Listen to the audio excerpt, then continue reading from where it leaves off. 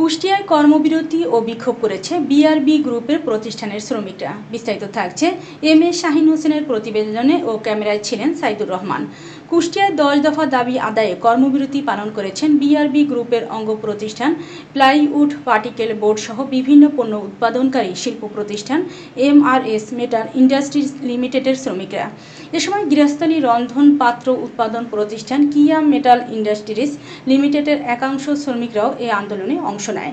সকাল থেকে কিয়া মেটাল ইন্ডাস্ট্রিজ লিমিটেডের কারখানা দুটির প্রধান ফটকে এ কর্মসূচি পালন করেছেন তারা। এ কর্মসূচিতে বিভিন্ন শিফটের কয়েক হাজার শ্রমিকরা এতে অংশ নেন। তারা 10 দফা দাবি পেশ করেন এবং তাদের দাবি আদায় না হওয়া পর্যন্ত কাজে যোগদান করবেন না বলে ঘোষণা দেন। দাবিগুলোর মধ্যে শ্রমিকদের বেতন ভাতা, মূল প্রতিষ্ঠান বিআরবি গ্রুপের শ্রমিকদের সঙ্গে সমন্বয় করা, ওভারটাইম বিল দেওয়া, ছুটির ব্যবস্থা ও চুক্তিভিত্তিক নিয়োগ বাতিল করে স্থায়ী নিয়োগ উল্লেখযোগ্য। এদিকে কর্মবিরতি চলাকালে শ্রমিকদের হাতে লাঠিসোঁটা নিয়ে উত্তেজিত হতে দেখা যায়। এ সময় শ্রমিকরা জানান, আমাদের দাবি না মানা হলে আরও কঠোর আন্দোলনে নামব হুঁশিয়ারি দেন তারা।